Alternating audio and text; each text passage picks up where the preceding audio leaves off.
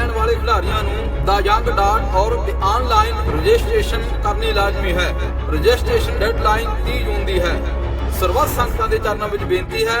ਕਿ ਗੱਤਕੇ ਮੁਕਾਬਲੇ ਵਿੱਚ ਪਹੁੰਚ ਕੇ ਵੱਧ ਚੜ੍ਹ ਕੇ ਹਾਜ਼ਰੀ ਭਰੋ ਅਤੇ ਖਿਡਾਰੀਆਂ ਦੇ ਜ਼ੋਰ ਵੇਖੋ ਜੀ। ਵਾਹਿਗੁਰੂ ਜੀ ਕਾ ਖਾਲਸਾ, ਵਾਹਿਗੁਰੂ ਜੀ ਕੀ ਫਤਿਹ।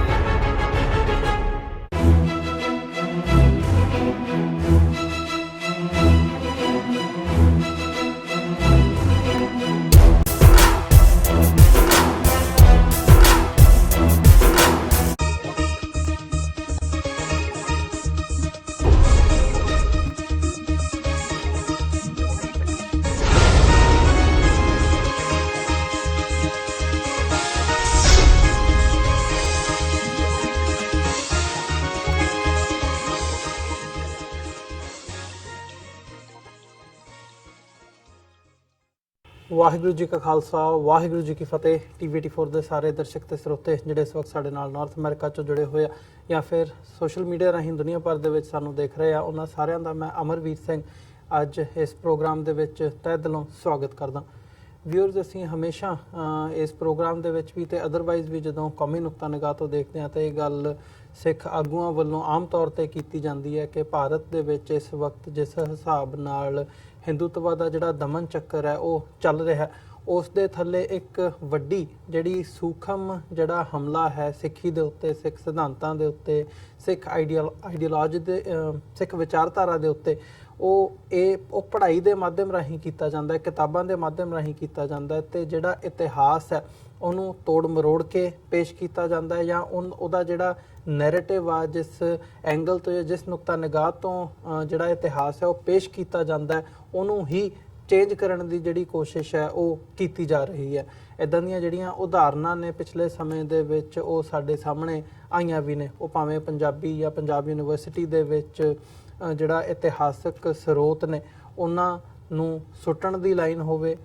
ਗਾਰਬੇਜ ਕਰਨ ਦੀ ਲਾਈਨ ਹੋਵੇ, ਜਾਂ ਅਸੀਂ ਦੇਖਦੇ ਹਾਂ ਜਿਹੜਾ ਮਹਾਨ ਕੋਸ਼ ਇੱਕ ਖਰੜਾ, ਅਹਿਮ ਇੱਕ ਦਸਤਾਵੇਜ਼ ਹੈ ਪੰਥ ਦਾ, ਉਹਦੇ ਵਿੱਚ ਬੜੀਆਂ ਵੱਡੀਆਂ ਜਿਹੜੀਆਂ ਵੱਡੇ ਲੈਵਲ ਦੀਆਂ ਗਲਤੀਆਂ ਉਹਦੀ ਛਪਾਈ ਦੇ ਵਿੱਚ ਆਉਣੀਆਂ, ਇਹ ਲਾਈਨ ਹੋਵੇ। ਜਾਂ ਅਦਰਵਾਈਜ਼ ਅਸੀਂ ਜਦੋਂ ਦੇਖਦੇ ਹਾਂ ਕਿ ਸਿੱਖ ਇਤਿਹਾਸ ਨੂੰ ਕਿਵੇਂ ਹਿੰਦੂਤਵਾ ਦੇ ਲਬਾਦੇ ਦੇ ਵਿੱਚ ਲਪੇਟ ਕੇ ਪੇਸ਼ ਕੀਤਾ ਜਾਂਦਾ, ਇਹਦੀਆਂ ਕਈ ਉਦਾਹਰਨਾਂ ਕਿਤਾਬਾਂ ਦੇ ਰੂਪ ਦੇ ਵਿੱਚ ਸਾਡੇ ਸਾਹਮਣੇ ਆ ਚੁੱਕੀਆਂ ਨੇ। ਸੋ ਅੱਜ ਇੱਕ ਅਹਿਮ ਖਬਰ ਜਿਹੜੀ ਹੈ ਭਾਰਤ ਦੇ ਮੀਡੀਆ ਦੇ ਵਿੱਚ ਛਪੀ ਹੈ ਕਿ ਨਾਗਪੁਰ ਦੀ ਇੱਕ ਯੂਨੀਵਰਸਿਟੀ ਦੇ ਵਿੱਚ ਇੱਕ ਨਵਾਂ ਚੈਪਟਰ ਸ਼ਾਮਲ ਕੀਤਾ ਗਿਆ, ਇੰਟਰੋਡਿਊਸ ਕੀਤਾ ਗਿਆ ਕਿ RSS ਦਾ ਨੇਸ਼ਨ ਬਿਲਡਿੰਗ ਦੇ ਵਿੱਚ ਰੋਲ ਕੀ ਹੈ। RSS ਰਾਸ਼ਟਰੀ ਸਵੈਮ ਸੇਵਕ ਸੰਘ ਜਿਹੜੀ ਹਿੰਦੂਤਵਾ ਦੀ ਇਕਲੌਤੀ ਜਿਹੜੀ ਜਮਾਤ ਹੈ ਜਿਹਨੇ ਇਸ ਥਾਟ ਨੂੰ ਜਨਮ ਦਿੱਤਾ, ਉਸ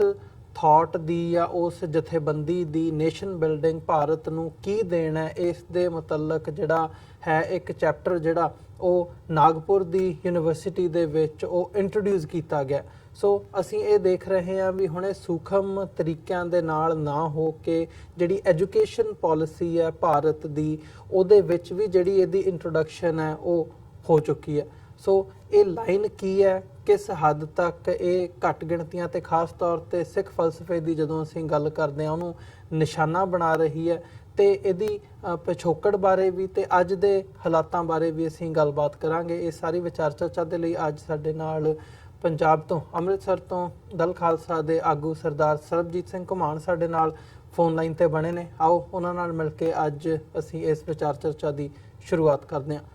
ਘੁਮਾਣ ਸਾਹਿਬ, ਤੁਹਾਡਾ ਸਵਾਗਤ ਹੈ ਜੀ। ਵਾਹਿਗੁਰੂ ਜੀ ਕਾ ਖਾਲਸਾ, ਵਾਹਿਗੁਰੂ ਜੀ ਕੀ ਫਤਿਹ। ਵਾਹਿਗੁਰੂ ਜੀ ਕਾ ਖਾਲਸਾ, ਵਾਹਿਗੁਰੂ ਜੀ ਕੀ ਫਤਿਹ ਜੀ। ਘੁਮਾਣ ਸਾਹਿਬ, ਸ਼ੁਰੂਆਤ ਕਰੀਏ, ਜਿਵੇਂ ਇਹ BA ਹਿਸਟਰੀ ਦਾ ਕੋਰਸ ਹੈ ਜਿਹਦੇ ਦੂਜੇ ਭਾਗ ਦੇ ਵਿੱਚ ਜਿਹੜਾ ਇਹ ਚੈਪਟਰ ਇੰਟਰੋਡਿਊਸ ਕੀਤਾ ਗਿਆ ਵੀ RSS ਦਾ ਨੇਸ਼ਨ ਬਿਲਡਿੰਗ ਦੇ ਵਿੱਚ ਰੋਲ ਕੀ ਹੈ, ਤੇ ਉਹਨੂੰ ਡਿਫੈਂਡ ਵੀ ਕੀਤਾ ਗਿਆ ਜਿਨ੍ਹਾਂ ਵੱਲੋਂ ਇਹ ਇੰਟਰੋਡਿਊਸ ਕੀਤਾ ਗਿਆ ਇਹ ਕਹਿ ਕੇ ਕਿ ਜੀ ਜਿਹੜੀਆਂ ਨਵੀਆਂ ਅਜੋਕਾ ਜਿਹੜਾ ਇਤਿਹਾਸ ਹੈ ਉਹਨੂੰ ਅਸੀਂ ਆਪਣੇ ਕਿਤਾਬਾਂ ਦੇ ਵਿੱਚ ਲੈ ਕੇ ਆ ਰਹੇ ਹਾਂ ਤਾਂ ਕਿ ਇਹੀ ਜਿਹੜਾ ਇਤਿਹਾਸ ਹੈ ਉਹ ਪੜ੍ਹਾਇਆ ਜਾ ਸਕੇ। ਸੋ ਸਿੱਖ ਨੁਕਤਾ ਨਿਗਾਹ ਤੋਂ ਤੁਸੀਂ ਇਸ ਡਿਵੈਲਪਮੈਂਟ ਨੂੰ ਕਿਵੇਂ ਦੇਖਦੇ ਹੋ? ਇਹ ਜਿਹੜੀ ਨਾਗਪੁਰ ਯੂਨੀਵਰਸਿਟੀ ਵਿੱਚ ਉੱਥੋਂ ਦੇ BA ਦੇ ਸਿਲੇਬਸ ਦੇ ਵਿੱਚ ਉਹਨਾਂ ਨੇ ਇੱਕ ਚੈਪਟਰ ਜਿਹੜਾ ਨਵਾਂ ਪਾਇਆ, ਜਿਹਦਾ ਚੈਪਟਰ ਦਾ ਟਾਈਟਲ ਹੈਗਾ RSS role in nation building ਜੀ। ਤੇ ਇਹ ਤਾਂ ਚਲੋ ਖਬਰ ਹੈਗੀ ਆ, ਪਰ ਜਿਹੜਾ ਉਹਨਾਂ ਨੇ ਕੱਢਿਆ, ਜਿਹਦੀ ਥਾਂ ਉੱਤੇ ਇਹ ਚੈਪਟਰ ਪਾਇਆ ਗਿਆ, ਉਹ ਵੀ ਬੜਾ ਇੰਪੋਰਟੈਂਟ ਆ ਗੱਲ ਕਿ ਜਿਹੜਾ ਚੈਪਟਰ ਤੋਂ ਡਿਲੀਟ ਕੀਤਾ ਗਿਆ ਉਹਦਾ ਟਾਈਟਲ ਸੀ rise and growth of communism. ਇਹਦੇ ਵਿੱਚ ਆਰਐਸਐਸ ਬਾਰੇ, ਹਿੰਦੂ ਮਹਾਸਭਾ ਬਾਰੇ ਤੇ ਹੋਰ ਜਿਹੜੀਆਂ ਇਹੋ ਜਿਹੀਆਂ ਇਸ ਤਰ੍ਹਾਂ ਦੇ ਖਿਆਲ ਵਾਲੀਆਂ ਧਿਰਾਂ ਧੜੇ ਸੀਗੇ, ਉਹਨਾਂ ਬਾਰੇ ਡਿਸਕਸ਼ਨ ਸੀ। ਯਾਨੀ ਕਿ ਇਹ ਚੀਜ਼ ਜਿਹੜੀ ਹੋਈ ਆ, ਜਿਹੜੀ ਡਿਵੈਲਪਮੈਂਟ ਹੋਈ ਆ, ਇਹ ਕੀ ਆ, ਇਹ ਜਿਹੜੀ ਚੀਜ਼ ਭਾਰਵੇਂ ਏਜੰਡੇ ਨੂੰ ਐਕਸਪੋਜ਼ ਕਰਦੀ ਸੀ, ਜਿਹੜਾ ਚੈਪਟਰ ਐਕਸਪੋਜ਼ ਕਰਦਾ ਸੀ ਜੀ, ਉਹ ਡਿਲੀਟ ਕਰਦਾ, ਉਹਦੀ ਥਾਂ ਤੇ ਆਪਣੀ ਬੱਲੇ ਬੱਲੇ ਵਾਲਾ ਚੈਪਟਰ ਜਿਹੜਾ ਸੀਗਾ ਉਹ ਪਵਾ ਦਿੱਤਾ। ਤੇ ਹੁਣ ਇਹ ਜਿਹੜਾ ਸਬਜੈਕਟ ਆ, ਜਿਹੜਾ ਵਿਸ਼ਾ ਹੈਗਾ ਸਾਰੇ ਭਾਰਤ ਦੇ ਵਿੱਚ ਚਰਚਾ ਦਾ ਵਿਸ਼ਾ ਬਣ ਗਿਆ ਤੇ ਐਜੂਕੇਸ਼ਨ ਵੀ ਇਹਦੇ ਤੇ ਸ਼ੁਰੂ ਹੋ ਗਈ ਆ। ਵਿਦਿਆਰਥੀ ਜਥੇਬੰਦੀਆਂ ਵੱਲੋਂ ਕੱਲ ਉੱਥੇ ਨਾਗਪੁਰ ਯੂਨੀਵਰਸਿਟੀ ਦੇ ਵਾਈਸ ਚਾਂਸਲਰ ਨੂੰ ਮੈਮੋਰੰਡਮ ਵੀ ਦਿੱਤਾ ਗਿਆ ਤੇ ਇੰਟੈਲੈਕਚੁਅਲ ਹਲਕਿਆਂ ਦੇ ਵਿੱਚ, ਐਜੂਕੇਸ਼ਨ ਹਲਕਿਆਂ ਦੇ ਵਿੱਚ ਇਹਦੀ ਜਿਹੜੀ ਹੈਗੀ ਆ ਚਰਚਾ ਬੜੇ ਜ਼ੋਰਾਂ ਤੇ ਛਿੜ ਪਈ ਆ ਜੀ। ਮੈਂ ਜਿੱਥੋਂ ਤੁਸੀਂ ਆਪਾਂ ਸਿੱਖ ਕਨਸਰਨ ਦੀ ਗੱਲ ਕਰਦੇ ਹਾਂ, ਸਭ ਤੋਂ ਪਹਿਲਾਂ ਤਾਂ ਆਪਾਂ ਜੇ ਪੋਲੀਟੀਕਲ ਨਜ਼ਰੀਏ ਤੋਂ ਇਹਨੂੰ ਦੇਖੀਏ ਜਾਂ ਪੰਥਕ ਨਜ਼ਰੀਏ ਤੋਂ ਦੇਖੀਏ ਤਾਂ ਭਾਜਪਾ ਜਿਹੜੀ ਇਹ ਸਾਰਾ ਕੁਝ ਕਰਾ ਰਹੀ ਆ, ਉਹਦੇ ਨਾਲ ਪੰਜਾਬ ਦੇ ਵਿੱਚ ਬਾਦਲ ਦਲ ਦੀ ਸਾਂਝ ਆ ਪਿਛਲੇ ਲੰਮੇ ਅਰਸੇ ਤੋਂ, ਜਿਹਨੂੰ ਆਪਾਂ ਅਕਾਲੀ ਦਲ ਵੀ ਕਈ ਵਾਰੀ ਕਹਿ ਲੈਂਦੇ, ਅਕਾਲੀ ਭਾਜਪਾ ਗੱਠਜੋੜ ਕਹਿੰਦੇ ਆ ਵੀ ਜੇ ਗੁਆਂਢਣ ਦਾ ਰੂਪ ਨਾ ਆਵੇ ਤਾਂ ਉਹਦੇ ਵਰਗਾ ਨਖਰਾ ਤਾਂ ਕਰਨਾ ਆ ਹੀ ਜਾਂਦਾ। ਇੱਕ ਪਾਸੇ ਭਾਜਪਾ ਵਾ ਜਿਹੜੀ ਸੱਤਾ 'ਚ ਆਉਣ ਤੋਂ ਬਾਅਦ ਆਪਦੇ ਏਜੰਡੇ ਐਜੂਕੇਸ਼ਨ ਅਕਾਦਮਿਕ ਹਲਕਿਆਂ ਦੇ ਵਿੱਚ ਇਸ ਤਰੀਕੇ ਨਾਲ ਲਾਗੂ ਕਰ ਰਹੀ ਆ ਤੇ ਆਪਦੇ ਹਿੰਦੂ ਹਿੱਤ ਦੇ ਵਿੱਚ ਮਜ਼ਬੂਤ ਕਰਦੀ ਆ ਮਾਹੌਲ ਕਿ ਭਾਜਪਾ ਜਾਂ ਆਰਐਸਐਸ ਦੇ ਏਜੰਡੇ ਤਹਿਤ ਅੱਗੇ ਵੱਧਦੀ ਆ ਉਹ। ਦੂਸਰੇ ਪਾਸੇ ਜਦੋਂ ਬਾਦਲ ਦਲ ਨੂੰ ਪੰਜਾਬ ਦੇ ਵਿੱਚ ਸੱਤਾ ਮਿਲਦੀ ਆ ਤਾਂ ਇਹ ਪੰਥ ਅਤੇ ਸਿੱਖੀ ਦੇ ਖਿਲਾਫ ਜਿਹੜਾ ਹੈਗਾ ਏਜੰਡਾ ਉਹ ਲਾਗੂ ਕਰਦੇ ਆ ਜੀ। ਕਿ ਇਹਨਾਂ ਨੂੰ ਭਾਜਪਾ ਤੋਂ, ਆਰਐਸਐਸ ਤੋਂ ਇੰਨੀ ਸੇਧ ਵੀ ਨਹੀਂ ਮਿਲਦੀ, ਇੰਨੀ ਅਕਲ ਵੀ ਨਹੀਂ ਉਹਨਾਂ ਨੂੰ ਦੇਖ ਕੇ ਆਉਂਦੀ ਕਿ ਜੇ ਉਹ ਸੱਤਾ ਹੱਥ ਵਿੱਚ ਆਉਣ ਤੋਂ ਬਾਅਦ ਹਿੰਦੂ ਹਿੱਤ ਵਿੱਚ ਕੰਮ ਕਰਦੇ ਆ, ਭਾਵੇਂ ਏਜੰਡੇ ਦੇ ਹਿੱਤ ਵਿੱਚ ਕੰਮ ਕਰਦੇ ਆ, ਉਹੋ ਜਿਹਾ ਲਿਟਰੇਚਰ, ਉਹੋ ਜਿਹਾ ਐਜੂਕੇਸ਼ਨ ਸਿਸਟਮ ਲੈ ਕੇ ਆਉਂਦੇ ਆ ਜਿਹਦੇ ਨਾਲ ਉਹਨਾਂ ਦੇ ਹਿੰਦੂ ਹਿੱਤ ਮਜ਼ਬੂਤ ਹੁੰਦੇ ਹੋਣ ਤੇ ਉਹਨਾਂ ਦੇ ਜਿਹੜੇ ਹਿੰਦੂ ਵੋਟ ਬੈਂਕ ਆ ਉਹ ਵਧੇ ਕਿ ਇਹਨਾਂ ਨੇ ਵਾਕਈ ਸਾਡੇ ਲਈ ਕੁਝ ਕਰਕੇ ਦਿਖਾਇਆ। ਤਾਂ ਜਿਹੜਾ ਅਕਾਲੀ ਦਲ, ਬਾਦਲ ਦਲ ਲੰਮੇ ਅਰਸੇ ਤੋਂ ਰਲ ਕੇ ਇਹਨਾਂ ਨਾਲ ਸਰਕਾਰਾਂ ਕਿੰਨੀਆਂ ਹੰਢਾ ਰਹੀਆਂ, ਉਹਨਾਂ ਨੂੰ ਕਦੇ ਇਹੋ ਜਿਹੀ ਸੁਰਤ ਨਹੀਂ ਆਈ ਵੀ ਸਾਡਾ ਵੀ ਇਹ ਹੁਣ ਇੱਕ ਫਰਜ਼ ਬਣਦਾ ਕਿ ਜਿਵੇਂ ਭਾਜਪਾ ਜਾਂ ਆਰਐਸਐਸ ਵਾਲੇ ਕਰਦੇ ਆ, ਅਸੀਂ ਵੀ ਪੰਥ ਨੂੰ, ਪੰਜਾਬ ਨੂੰ ਪ੍ਰਮੋਟ ਕਰਨ ਵਾਲਾ ਜਿਹੜਾ ਐਜੂਕੇਸ਼ਨ ਸਿਸਟਮ ਆ ਉਹ ਲੈ ਕੇ ਆਈਏ, ਜਿਹਦੇ ਵਿੱਚ ਸਿੱਖ ਹਿਸਟਰੀ ਜਿਹੜੀ ਹੈਗੀ ਆ ਉਹ ਇੰਨੇ ਸੱਚੇ ਢੰਗ ਨਾਲ ਲਿਖੀ ਜਾਵੇ ਕਿ ਸਿੱਖਾਂ ਦਾ ਜਾਂ ਪੰਜਾਬ ਦਾ ਜਿਹੜਾ ਹਰ ਵਿਦਿਆਰਥੀ ਜਦੋਂ ਉਹਨੂੰ ਪੜ੍ਹੇ ਉਹ ਇੱਕ ਪੱਕਾ ਪੰਥ ਪ੍ਰਸਤ ਜਿਹੜਾ ਹੈਗਾ ਵਿਅਕਤੀ ਬਣ ਕੇ ਸਮਾਜ ਦੇ ਵਿੱਚ ਵਿਚਰੇ। ਪਰ ਸਾਡੇ ਲਈ ਇਹ ਬੜੀ ਮੁਸ਼ਕਲ ਵਾਲੀ ਗੱਲ ਬਣੀ ਪਈ ਆ ਕਿ ਜਦੋਂ ਹੋਰ ਜਿਵੇਂ ਕਾਂਗਰਸ ਦਾ ਰਾਜ ਆਉਂਦਾ ਜਾਂ ਕੁਝ ਹੋਰ ਆ, ਉਦੋਂ ਤਾਂ ਸਾਡੇ ਕੁਝ ਵੈਸੇ ਹੀ ਉਹ ਖਿਲਾਫ ਨੇ, ਪਰ ਜਦੋਂ ਬਾਦਲ ਦਲ ਵਾਲੇ ਜਿਹੜੇ ਆਪਦੇ ਆਪ ਨੂੰ ਅਕਾਲੀ ਦਲ ਦੇ ਵਾਰਸ ਕਹਾਉਂਦੇ ਆ ਪੁਰਾਣੇ ਦੇ, ਜਦੋਂ ਇਹਨਾਂ ਕੋਲੇ ਵੀ ਸੱਤਾ ਆਉਂਦੀ ਆ ਤਾਂ ਜਿਹੜੀ ਪੰਜਾਬ ਦੀ ਹਿਸਟਰੀ ਆਫ ਪੰਜਾਬ ਕਿਤਾਬ ਆ ਜਾਂ ਹੋਰ ਸਾਡੇ ਇਤਿਹਾਸ ਨਾਲ ਸੰਬੰਧਿਤ ਕਿਤਾਬਾਂ ਨੇ, ਉਹਦੇ ਵਿੱਚ ਭਾਵੇਂ ਏਜੰਡੇ ਤਹਿਤ ਹੀ ਸਾਰਾ ਕੁਝ ਜਿਹੜਾ ਹੈਗਾ ਲਿਖਾ ਕੇ ਉਹ ਪੜ੍ਹਾਇਆ ਜਾਂਦਾ। ਥੋੜਾ ਸਮਾਂ ਪਹਿਲਾਂ ਹੀ ਹੋਇਆ ਜਦੋਂ ਪੰਜਾਬ ਦੀ ਹਿਸਟਰੀ ਆਫ ਪੰਜਾਬ ਜਿਹੜੀ 12ਵੀਂ ਦੀ ਕਿਤਾਬ ਆ ਉਹਦਾ ਮਸਲਾ ਸਾਹਮਣੇ ਆਇਆ, ਪਰ ਅਸੀਂ ਪਿਛਲੇ 30-35 ਸਾਲ ਤੋਂ ਹੀ ਇਹ ਦਿਖਾਈ ਦੇ ਰਹੇ ਹੈਗੇ ਆ ਕਿ ਸਿੱਖ ਇਤਿਹਾਸ ਨੂੰ ਸਕੂਲਾਂ ਦੀਆਂ ਕਿਤਾਬਾਂ ਦੇ ਵਿੱਚ ਬਹੁਤ ਹੀ ਜ਼ਿਆਦਾ ਗਲਤ ਤਰੀਕੇ ਨਾਲ, ਪੁੱਠੇ ਤਰੀਕੇ ਨਾਲ ਹਿੰਦੂ ਨਜ਼ਰੀਏ ਨੂੰ ਲੈ ਕੇ ਸਿੱਖ ਬੱਚਿਆਂ ਦੇ ਮਨਾਂ ਦੇ ਵਿੱਚ ਇਹ ਪਾਇਆ ਜਾ ਰਿਹਾ ਕਿ ਸਿੱਖ ਦਾ ਹਿੰਦੂ ਹੀ ਨੇ, ਗੁਰੂ ਸਾਹਿਬਾਨ ਜਿਹੜੇ ਸੀਗੇ ਉਹਦਾ ਰਾਮਚੰਦਰ ਤੇ ਕ੍ਰਿਸ਼ਨ ਵਰਗੇ ਸੀਗੇ, ਇਹ ਜਿਹੜਾ ਦਰਬਾਰ ਸਾਹਿਬ ਆ ਇਹ ਤਾਂ ਜੀ ਵਿਸ਼ਨੂੰ ਦਾ ਮੰਦਿਰ ਆ। ਸਿੱਖੀ ਦਾ ਹਿੰਦੂਕਰਨ ਕਰਨ ਵਾਲਾ ਜਿਹੜਾ ਭਗਵਾਂ ਏਜੰਡਾ ਹੈਗਾ ਉਹਨੂੰ ਵੀ ਅਕਾਲੀ ਦਲ ਨੇ ਇੱਥੇ ਪੂਰੀ ਤਰ੍ਹਾਂ ਲਾਗੂ ਕਰੀ ਰੱਖਿਆ ਤੇ ਕਦੇ ਵੀ ਪੰਥ ਦੇ ਹੱਕ ਵਿੱਚ ਭੁਗਤੇ ਨਹੀਂ। ਪਰ ਦੂਸਰੇ ਪਾਸੇ ਜਿਹੜੀ ਆਰਐਸਐਸ ਵਾ ਉਹ ਜਿਹੜਾ ਜਿਵੇਂ ਅੱਜ ਆਪਾਂ ਜਿਸ ਮਸਲੇ ਤੇ ਗੱਲ ਕਰ ਰਹੇ ਹਾਂ, ਇਸ ਤਰ੍ਹਾਂ ਦੇ ਹਜ਼ਾਰਾਂ ਹੀ ਪਿਛਲੇ ਸਮੇਂ 'ਚ ਮਸਲੇ ਉੱਠੇ ਨੇ ਤੇ ਗਾਂਹ ਉੱਠਣੇ ਆ, ਉਹ ਬੇਖੌਫ ਹੋ ਕੇ, ਬੇਡਰ ਹੋ ਕੇ ਹਿੰਦੂ ਹਿੱਤ ਵਿੱਚ ਕੰਮ ਕਰਦੇ ਨੇ ਤੇ ਜਿਹੜੀ ਚੀਜ਼ ਉਹਨਾਂ ਦੇ ਆਪ ਦੇ ਹਿੱਤ ਦੇ ਖਿਲਾਫ ਜਾਂਦੀ ਹੈ, ਜਿਵੇਂ rise and growth of communism ਦਾ ਜਿਹੜਾ ਚੈਪਟਰ ਵਾ ਉਹ ਡਿਲੀਟ ਕਰਕੇ ਉਹਦੀ ਥਾਂ ਦੇ ਉੱਤੇ ਉਹਨਾਂ ਨੇ ਨੈਸ਼ਨਲ ਬਿਲਡਿੰਗ ਜਿਹੜੀ ਨੇਸ਼ਨ ਬਿਲਡਿੰਗ ਹੈ ਜਿਹੜੀ ਆਰਐਸਐਸ ਦੀ ਉਹਦਾ ਰੋਲ ਡਿਸਕਸ ਕਰ ਰਹੇ ਆ, ਜਦੋਂ ਕਿ ਇਤਿਹਾਸ ਦੇ ਵਿੱਚ ਚੰਗੀ ਤਰ੍ਹਾਂ ਸਭ ਨੂੰ ਪਤਾ ਵੀ RSS ਨੇ ਇਸ ਮੁਲਕ ਦੇ ਹਿੱਤਾਂ ਦੇ ਉਲਟੀ ਕੰਮ ਕੀਤਾ। ਜਦੋਂ ਇੱਥੇ ਅੰਗਰੇਜ਼ ਦਾ ਰਾਜ ਸੀ ਉਦੋਂ ਵੀ ਹਿਸਟੋਰੀਕਲ ਤੱਥ ਨੇ ਕਿ RSS ਸਾਰੀ ਜਿਹੜੀ ਉਹ ਮੂਵਮੈਂਟ ਉਸ ਟਾਈਮ ਚੱਲੀ ਜਿਹਨੂੰ ਫਰੀਡਮ ਸਟਰਗਲ ਕਿਹਾ ਜਾਂਦਾ, ਉਹਦੇ ਵਿੱਚ ਇਹ ਲਾਂਭੇ ਹੋ ਕੇ ਖੜੇ ਰਹੇ ਨੇ, ਪਾਸੇ ਹੋ ਕੇ ਖੜੇ ਰਹੇ ਨੇ ਤੇ ਕਿਸੇ ਵੀ ਤਰੀਕੇ ਦਾ ਇਹਨਾਂ ਦਾ ਰੋਲ ਜਿਹੜਾ ਉਹਦੇ 'ਚ ਹੈ ਨਹੀਂ। ਪਰ ਹੁਣ ਕਿਤਾਬਾਂ ਦੇ ਰਾਹੀਂ ਜਿਹੜਾ ਹੁਣ ਤੱਕ ਇਹਨਾਂ ਨੂੰ ਹਮੇਸ਼ਾ ਬਲੈਕ ਲਿਸਟਡ ਜਾਂ ਇਹਨਾਂ ਨੂੰ ਕਾਲੇ ਰੰਗ 'ਚ ਦੇਖਿਆ ਗਿਆ ਵਾ ਆਮ ਭਾਰਤੀਆਂ ਵੱਲੋਂ, ਔਰ ਆਪਦਾ ਸੁਧਾਰ ਕਰਨ ਦੇ ਲਈ, ਅਕਸਰ ਸੁਧਾਰਨ ਦੇ ਲਈ ਤੇ ਆਪਦੇ ਏਜੰਡੇ ਨੂੰ ਲਾਗੂ ਕਰਨ ਦੇ ਲਈ ਇਹਨਾਂ ਨੇ ਜਿਹੜਾ ਨਾਗਪੁਰ ਯੂਨੀਵਰਸਿਟੀ ਦੇ ਵਿੱਚ ਕੀਤਾ ਹੈਗਾ, ਉੱਥੇ ਨਿਊਜ਼ ਦੇ ਵਿੱਚ ਐਂਟਰੀ, ਹੋਰ ਵੀ ਕਈ ਥਾਵਾਂ ਦੇ ਉੱਤੇ ਇਹ ਫੜੇ ਗਏ ਨੇ ਤੇ ਇਸ ਤਰ੍ਹਾਂ ਦੀਆਂ ਹਰਕਤਾਂ ਜਿਹੜੀਆਂ ਲਗਾਤਾਰ ਕਰ ਰਹੇ ਨੇ। ਕਮਾਨ ਸਾਹਿਬ, ਇਹ ਸਾਰੇ ਪਾਰਟ ਦਾ ਪਿਛੋਕੜ ਕੀ ਹੈ? ਜਦੋਂ ਅਸੀਂ ਦੇਖਦੇ ਹਾਂ RSS ਦੀ ਜਿਹੜੀ ਇੱਕ ਲੈਗੇਸੀ ਹੈ ਹਿੰਦੁਸਤਾਨ ਨੂੰ ਉਹ ਇਸ ਏਜੰਡੇ ਨੂੰ ਲਾਗੂ ਕਰਨ ਦੇ ਲਈ ਪਿਛਲੇ ਕਈ ਦਹਾਕਿਆਂ ਤੋਂ ਲੱਗੇ ਹੋਏ ਆ, ਜਿਹੜੀ ਇਹ ਐਜੂਕੇਸ਼ਨ ਪਾਲਿਸੀ ਹੈ ਇਹਦਾ ਰੋਲ ਕੀ ਹੁੰਦਾ ਹੈ ਤੇ ਇਸ ਐਜੂਕੇਸ਼ਨ ਪਾਲਿਸੀ ਨੂੰ ਪ੍ਰਭਾਵਿਤ ਕਰਨ ਦੇ ਲਈ, ਇਹਨੂੰ ਹਿੰਦੂਤਵੀ ਰੰਗਤ ਦੇਣ ਦੇ ਲਈ ਜਿਹੜਾ ਇਹਨਾਂ ਨੇ ਕੰਮ ਕਰਨਾ ਸ਼ੁਰੂ ਕੀਤਾ ਉਹ ਕਦੋਂ ਕੀਤਾ ਤੇ ਕਿਵੇਂ ਕੀਤਾ? ਇਹਦਾ ਪਿਛੋਕੜ ਜੇ ਤੁਸੀਂ ਸਾਡੇ ਨਾਲ ਸਾਂਝਾ ਕਰ ਸਕੋ। ਦੇਖੋ, ਜਦੋਂ 1930 ਤੋਂ 40 ਦੇ ਵਿਚਾਲੇ ਇਹ ਗੱਲ ਹੋਈ ਗਈ ਸੀ ਫਾਈਨਲ ਕਿ ਅੰਗਰੇਜ਼ ਨੇ ਇੱਕ ਦਿਨ ਤੋਂ ਚਲੇ ਜਾਣਾ, ਤੇ ਉਸ ਟਾਈਮ ਸਿੱਖ ਤੇ ਮੁਸਲਮਾਨ ਤਾਂ ਜੋ ਸੋਚਦੇ ਸੀ, ਪਰ ਹਿੰਦੂ ਮਾਈਂਡ ਸੈਟ ਕਿੱਥੇ ਖੜਾ ਸੀ ਜੇ ਇਸ ਗੱਲ ਨੂੰ ਸਮਝਣਾ ਹੋਵੇ ਤਾਂ ਸਰਦਾਰ ਕਪੂਰ ਸਿੰਘ ਜੀ ਆਪਦੀ ਜਿਹੜੀ ਸਾਖੀ ਉਹਨਾਂ ਦੀ ਕਿਤਾਬ ਆ ਉਹਦੇ ਵਿੱਚ ਲਿਖਦੇ ਆ ਕਿ ਇੱਕ ਦਿਨ ਗਿਆਨੀ ਸ਼ੇਰ ਸਿੰਘ ਜਿਹੜੇ ਉਸ ਟਾਈਮ ਦੇ ਸਾਡੇ ਸਿੱਖ ਕੌਮ ਦੇ ਆਗੂ ਸੀਗੇ, ਉਹਨਾਂ ਨੇ ਗੱਲ ਕੀਤੀ ਇਹਦੇ ਨਾਲ ਪੰਡਤ ਮਦਨ ਮੋਹਨ ਮਾਲਵੀਆ ਨਾਲ ਜੀ। ਪੰਡਤ ਜੀ ਜਿਹੜੇ ਪਾਰਟੀਸ਼ਨ ਹੋਣ ਲੱਗੀ ਆ ਜਾਂ ਵੱਡ ਵਡਈਆ ਹੋਣਾ, ਤੇ ਬਹੁਤ ਸਾਰੇ ਇਲਾਕੇ ਜਿਹੜੇ ਨੇ ਉਹ ਇਹੋ ਜਿਹੇ ਨੇ ਜਿੱਥੇ ਮਤਲਬ ਅਜੇ ਗੱਲ ਦੇ ਕੰਢੇ ਬੰਨੇ ਨਹੀਂ ਲੱਗ ਰਹੀ ਕਿ ਉਹ ਭਾਰਤ ਵਿੱਚ ਰਹਿਣਗੇ ਜਾਂ ਪਾਕਿਸਤਾਨ ਵਿੱਚ ਰਹਿਣਗੇ, ਤੇ ਉੱਥੇ ਮੁਸਲਮਾਨਾਂ ਦੀ ਆਬਾਦੀ ਦਾ ਬੜਾ ਰੌਲਾ ਘਚੌਲਾ ਹੈਗਾ ਵਾ ਵੀ ਜੇਕਰ ਉਹਨਾਂ ਇਲਾਕਿਆਂ ਦੇ ਉੱਤੇ ਆਪਾਂ ਕਲੇਮ ਜਿਹੜਾ ਹੈਗਾ ਛੱਡ ਦਈਏ ਤਾਂ ਮੁਲਕ ਦੀ ਵੰਡ ਛੇਤੀ ਹੋ ਜਾਊਗੀ ਤੇ ਪਾਕਿਸਤਾਨ ਤੇ ਭਾਰਤ ਛੇਤੀ ਹੋਂਦ ਵਿੱਚ ਆ ਜਾਣਗੇ, ਤੇ ਆਪਾਂ ਉਹਨਾਂ ਮੁਸਲਮਾਨਾਂ ਤੋਂ ਕੀ ਲੈਣਾ, ਜਿਹੜੇ ਜਾਂਦੇ ਆ ਜਾਣ ਤੋਂ ਥੋੜਾ ਬਹੁਤਾ ਇਲਾਕਾ ਹੋਰ ਚਲੇ ਜਾਊਗਾ ਮੁਸਲਮਾਨਾਂ ਦੇ, ਉਹਨਾਂ ਦੇ ਗਿਣਤੀ ਦੇ ਕਰਕੇ, ਉਹਨਾਂ ਇਲਾਕਿਆਂ ਦੇ ਵਿੱਚ ਰਹਿੰਦਿਆਂ ਕਰਕੇ, ਤੇ ਆਪਾਂ ਜਿਹੜੇ ਸਿੱਖ ਤੇ ਹਿੰਦੂ ਆ ਉਹ ਇੱਥੇ ਆਰਾਮ ਨਾਲ ਰਵਾਂਗੇ। ਆਪਾਂ ਉਹਨਾਂ ਨੂੰ ਇੱਥੇ ਰੱਖ ਕੇ ਕੀ ਕਰਨਾ, ਜਿਹੜੇ ਭਾਰਤ ਵਿੱਚ ਰਹਿ ਜਾਣਗੇ ਮੁਸਲਮਾਨ ਉਹਨਾਂ ਨੂੰ ਵੀ ਜਾਣ ਦਿਓ, ਪਰ ਥੋੜਾ ਜਿਹਾ ਇਲਾਕਾ ਚਾਹੇ ਹੋਰ ਦੇਣਾ ਪੈ ਜੇ। ਉਹਦਾ ਕਹਿਣ ਤੋਂ ਭਾਵ ਇਹ ਸੀਗਾ ਕਿ ਭਾਰਤ ਵਿੱਚ ਇਕੱਲੇ ਸਿੱਖ ਤੇ ਜਿਹੜੇ ਹਿੰਦੂ ਆ ਉਹ ਰਹਿ ਲੈਣ ਤੇ ਮੁਸਲਮਾਨ ਜਿਹੜੇ ਹੈਗੇ ਉਹਨਾਂ ਨੂੰ ਥੋੜਾ ਬਹੁਤਾ ਵੱਧ ਇਲਾਕਾ ਦੇ ਕੇ ਪਾਸੇ ਕਰ ਜੀ। ਉਸ ਮੌਕੇ ਜਿਹੜੇ ਬਚਨ ਆ, ਜਿਹੜੀ ਗੱਲ ਪੰਡਤ ਮਦਨ ਮੋਹਨ ਮਾਲਵੀਆ ਨੇ ਕਹੀ, ਉਹ ਹੀ ਅੱਜ ਦੀ ਇਸ ਸਮੱਸਿਆ ਨੂੰ ਸਮਝਾਉਣ ਦੇ ਵਿੱਚ ਸਾਨੂੰ ਜਿਹੜੀ ਸਹਾਈ ਹੋਊਗੀ। ਪੰਡਤ ਮਦਨ ਮੋਹਨ ਮਾਲਵੀਆ ਜੀ ਕਹਿੰਦੇ ਇਹਦੇ ਵੀ ਗਿਆਨੀ जी आप इन मुसलमानों की चिंता मत कीजिए, जो मुसलमान हिंदुस्तान में रह जाएगा उन मुसलमानों की मुसलमानी तो हम विद्या नीति में संशोधन करके ही निकाल देंगे जी। और उस टाइम ज्ञानी शेर सिंह ਨੂੰ ਦਹਾਈ ਪਾਉਣੀ ਚਾਹੀਦੀ ਸੀ ਕਿ ਭਾਈ ਮੈਨੂੰ ਪਤਾ ਤਾਂ ਹੈ ਨਹੀਂ ਵੀ ਕੀ ਕਹਾਣੀ ਆ, ਪਰ ਇਹਨਾਂ ਕੋਲੇ ਕੋਈ ਵਿਦਿਆ ਨੀਤੀ ਨਾਂ ਦਾ ਸ਼ਾਸਤਰ ਆ, ਕੋਈ ਹੈਗਾ ਚੀਜ਼ ਆ ਜਿਹਦੇ ਰਾਹੀਂ ਇਹ ਕਹਿੰਦੇ ਆ ਕਿ ਅਸੀਂ ਮੁਸਲਮਾਨਾਂ ਦੀ ਮੁਸਲਮਾਨੀ ਕੱਢ ਦਿਆਂਗੇ, ਤੇ ਜੇ ਇਹ ਮੁਸਲਮਾਨਾਂ ਦੀ ਮੁਸਲਮਾਨੀ ਕੱਢ ਸਕਦੇ ਆ ਇਹ ਸਿੱਖਾਂ ਦੀ ਸਿੱਖੀ ਵੀ ਕੱਢਣਗੇ। ਇਹ ਉਸ ਟਾਈਮ ਸਾਡੀ ਕੌਮ ਦੇ ਉਹਨਾਂ ਲੀਡਰਾਂ ਨੂੰ ਸੋਚਣਾ ਚਾਹੀਦਾ ਸੀ ਜੀ। ਜਿਹੜੀ ਵਿਦਿਆ ਨੀਤੀ ਆ, ਐਜੂਕੇਸ਼ਨ ਪਾਲਿਸੀ ਆ ਕਿਸੇ ਮੁਲਕ ਦੀ ਹੁੰਦੀ ਆ, ਉਹ ਉਸ ਮੁਲਕ ਦੇ ਸਾਰੇ ਨਜ਼ਰੀਏ ਨੂੰ ਬਣਾਉਂਦੀ ਆ, ਕਿਉਂਕਿ ਸਟੂਡੈਂਟ ਨੇ, ਵਿਦਿਆਰਥੀਆਂ ਨੇ ਬਚਪਨ ਤੋਂ ਲੈ ਕੇ ਵੱਡੀ ਉਮਰ ਤੱਕ ਉਸੇ ਸਿਸਟਮ ਦੇ ਅਧੀਨ, ਉਸੇ ਐਜੂਕੇਸ਼ਨ ਪਾਲਿਸੀ ਦੇ ਅਧੀਨ ਪੜ੍ਹਨਾ ਹੁੰਦਾ, ਤੇ ਜਦੋਂ ਜਿਹੜਾ ਕੁਝ ਉਹ ਸੁਣਦੇ ਨੇ, ਜਿਹੜਾ ਕੁਝ ਉਹ ਵੱਡੇ ਹੋ ਕੇ ਕਹਿੰਦੇ ਨੇ, ਬੋਲਦੇ ਨੇ, ਜਿਹੜਾ ਉਹਨਾਂ ਦਾ ਮਾਈਂਡ ਸੈਟ ਬਣਦਾ ਉਹ ਐਸੇ ਐਜੂਕੇਸ਼ਨ ਪਾਲਿਸੀ ਨੇ ਬਣਾਉਣਾ ਹੁੰਦਾ, ਵਿਦਿਆ ਨੀਤੀ ਨੇ ਬਣਾਉਣਾ ਹੁੰਦਾ।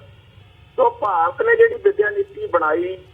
ਉਹ ਭਾਰਤ ਦੇ ਲੋਕਾਂ ਦਾ ਭਾਰਤੀਕਰਨ ਜਾਂ ਸੈਕੂਲਰ ਜਿਹੜਾ ਕਹਿੰਦੇ ਆ ਵੀ ਇਹ ਧਰਮ ਨਿਰਪੱਖ ਮੁਲਕ ਆ, ਧਰਮ ਨਿਰਪੱਖਤਾ ਵਾਲੀ ਨੀਤੀ ਨਹੀਂ ਹੈਗੀ। ਇਹ ਜਿਹੜੀ ਵਿਦਿਆ ਨੀਤੀ ਆ ਇਹ ਸਾਰੇ ਧਰਮਾਂ ਦੇ ਕੋਲੋਂ, ਮਤਲਬ ਸਿੱਖਾਂ ਦੇ ਕੋਲੋਂ ਸਿੱਖੀ ਖੋਹ ਕੇ, ਮੁਸਲਮਾਨਾਂ ਦੇ ਕੋਲੋਂ ਉਹਨਾਂ ਦੀ ਇਸਲਾਮ ਖੋਹ ਕੇ, ਈਸਾਈਆਂ ਕੋਲੋਂ ਈਸਾਈਪੁਣਾ ਖੋਹ ਕੇ, ਇਹ ਸਾਰਿਆਂ ਦੇ ਉਹਨਾਂ ਦੇ ਧਰਮ ਖੋਹਣ ਵਾਲੀ ਨੀਤੀ ਜਿਹੜੀ ਆ ਵਿਦਿਅਕ ਨੀਤੀ ਉਹ ਲਾਗੂ ਹੋਈ ਹੈ ਇੱਥੇ। ਉਹ ਹਰੇਕ ਬੰਦੇ ਨੂੰ ਉਹਦੇ ਧਰਮ 'ਚ ਪ੍ਰਤੱਖ ਕਰਨ ਦੀ ਬਜਾਏ ਉਹਦੇ ਧਰਮ ਤੋਂ ਡੇਗਦੀ ਆ ਤੇ ਉਹਨੂੰ ਹਿੰਦੂ ਬਣਨ ਦੇ ਵਿੱਚ, ਹਿੰਦੂ ਪੁਣੇ ਵੱਲ ਤੋਰਨ ਵਿੱਚ ਸਹਾਈ ਹੁੰਦੀ ਹੈ। ਇਸ ਐਜੂਕੇਸ਼ਨ ਪਾਲਿਸੀ ਦਾ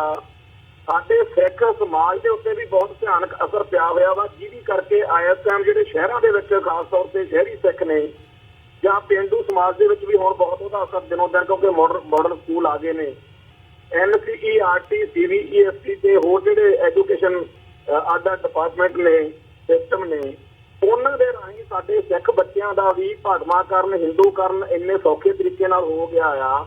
ਕਿ ਸੋਸ਼ਲ ਮੀਡੀਆ ਦੇ ਉੱਤੇ ਪੰਥ ਪ੍ਰਸਤ ਸਿੱਖਾਂ ਦੇ ਨਾਲ ਜਿਹੜੀ ਬਹਿਸ ਚੱਲਦੀ ਰਹਿੰਦੀ ਆ, ਜਿਹੜਾ ਉਹਨਾਂ ਦੇ ਖਿਲਾਫ ਬੋਲਦੇ ਰਹਿੰਦੇ ਆ ਪੰਥ ਪ੍ਰਸਤ ਸਿੱਖਾਂ ਦੇ ਬੱਚੇ ਹੀ, ਉਹ ਇਹਦੇ ਐਜੂਕੇਸ਼ਨ ਪਾਲਿਸੀ ਦੀ ਪ੍ਰੋਡਕਸ਼ਨ ਆ ਜੀ। ਉਹ ਜਿਹੜਾ ਭਾਰਤੀ ਵਿਦਿਅਕ ਨੀਤੀ ਆ, ਇਹ ਸਿੱਖਾਂ ਦੇ ਕੋਲੋਂ ਸਿੱਖੀ ਖੋਹਦੀ ਆ, ਮੁਸਲਮਾਨਾਂ ਦੇ ਕੋਲੋਂ ਇਸਲਾਮ ਖੋਹਦੀ ਆ। ਇਹ ਉਹਨਾਂ ਸਾਰਿਆਂ ਦਾ ਧਰਮ ਖੋਹ ਕੇ ਉਹਨਾਂ ਨੂੰ ਹਿੰਦੂਪੁਣੇ ਵੱਲ ਧੱਕਦੀ ਆ। ਉਹ ਅੱਗੇ ਤਾਂ ਇਹ ਗੱਲ ਜਿਹੜੀ ਸੀ ਦੁੱਖ ਚੁੱਕ ਕੇ ਪਿਛਲੇ 40-50 ਸਾਲ ਚੱਲੀ ਆ, ਪਰ ਹੁਣ ਜਦੋਂ ਤੋਂ, ਕਿਉਂਕਿ ਜਿਹੜੀ ਨਰਮ ਹਿੰਦੂਤਵਾ ਵਾਲੀ ਕਾਂਗਰਸ ਜਮਾਤ ਦੇ ਅਧੀਨ ਜਦੋਂ ਸਾਰਾ ਤੰਤਰ ਚੱਲਿਆ, ਉਹਨਾਂ ਨੇ ਥੋੜਾ ਜਿਹਾ ਇਹ ਕੰਮ ਲੁਕੋ ਕੇ ਕੀਤਾ ਜੀ। ਪਰ ਹੁਣ ਜਦੋਂ ਤੋਂ ਮੋਦੀ ਉਹਨਾਂ ਦਾ ਝੰਡਾ ਝੂਲਿਆ ਤੇ ਉਦੋਂ ਤੋਂ ਫਿਰ ਇਹ ਜਿਹੜਾ ਹੈਗਾ ਸ਼ਰੇਆਮ ਕੰਮ ਚੱਲ ਪਿਆ। ਹੁਣ ਜਦੋਂ ਵਿਰੋਧ ਹੁੰਦਾ ਆ, ਕਿਸੇ ਨਾ ਕਿਸੇ ਮੋੜ ਦੇ ਉੱਤੇ ਜਾ ਕੇ ਉਹ ਕੰਪਰੋਮਾਈਜ਼ ਵੀ ਕਰ ਜਾਂਦੇ ਆ, ਕਿਸੇ ਥਾਂ ਤੇ ਪਿੱਛੇ ਵੀ ਹਟ ਜਾਂਦੇ ਆ, ਕਿਉਂਕਿ RSS ਦੀ ਇਹ ਨੀਤੀ ਆ ਵੀ 4 ਕਦਮ ਪਹਿਲਾਂ ਤੇਜ਼ੀ ਨਾਲ ਅੱਗੇ ਵਧੋ, ਫਿਰ 2 ਕਦਮ ਪਿੱਛੇ ਕਰ ਲਓ, ਫਿਰ ਥੋੜੇ ਜਿਹੇ ਟਾਈਮ ਬਾਅਦ 4 ਕਦਮ ਅੱਗੇ ਕਰ ਲਓ। ਇਸ ਤਰੀਕੇ ਨਾਲ 4 ਕਦਮ ਅੱਗੇ, 2 ਕਦਮ ਪਿੱਛੇ, 2 ਕਦਮ ਅੱਗੇ, 4 ਕਦਮ ਪਿੱਛੇ ਦੀ ਜਿਹੜੀ ਨੀਤੀ ਆ,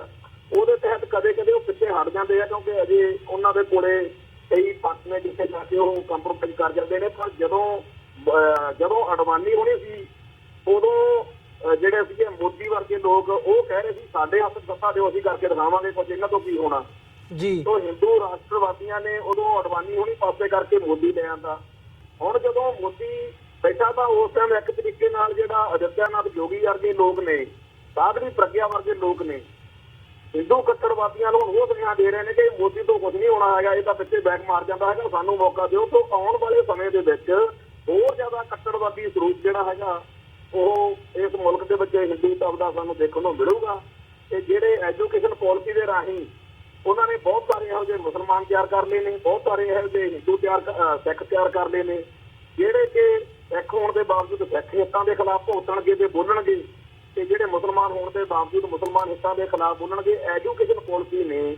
ਬਹੁਤ ਹੀ ਜ਼ਿਆਦਾ ਭਿਆਨਕ ਤੇ ਖਤਰਨਾਕ ਹਮਲਾ ਜਿਹੜਾ ਹੈਗਾ ਉਹ ਗੈਰ ਹਿੰਦੂ ਲੋਕਾਂ ਤੇ ਕੀਤਾ ਹੋਇਆ, ਜਿਹਦੇ ਰਿਜ਼ਲਟ ਆਉਣ ਵਾਲੇ ਦਿਨਾਂ 'ਚ ਆਪਾਂ ਭੁਗਤਾਂਗੇ ਜੀ। ਕੁਮਾਨ ਸਾਹਿਬ, ਜਦੋਂ ਅਸੀਂ ਆਈਡੀਓਲੋਜੀ ਦੀ ਗੱਲ ਕਰਦੇ ਹਾਂ, ਵਿਚਾਰਧਾਰਾ ਦੀ ਗੱਲ ਕਰਦੇ ਹਾਂ, ਜਾਂ ਇਹੀ ਗੱਲ ਜਿਵੇਂ ਤੁਸੀਂ ਕਹਿ ਰਹੇ ਹੋ ਵੀ ਸਿੱਖਾਂ ਨੂੰ ਸਿੱਖਾਂ ਦੇ ਖਿਲਾਫ ਹੀ ਭੁਗਤਾਉਣਾ ਜਾਂ ਮੁਸਲਮਾਨਾਂ ਨੂੰ ਮੁਸਲਮਾਨਾਂ ਦੇ ਖਿਲਾਫ ਹੀ ਖੜਾ ਕਰਨਾ ਐਜੂਕੇਸ਼ਨ ਪਾਲਿਸੀ ਦੇ ਤਹਿਤ,